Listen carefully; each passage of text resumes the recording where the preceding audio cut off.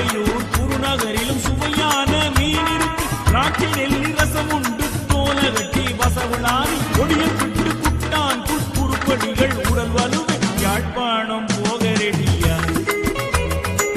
மாம்பழம் தின்ன ஆசையா வானத்திலும் பறந்திடலாம் வாகனத்தில் சென்றிடலாம் யாழ்ப்பாணம் போக ரெடியா.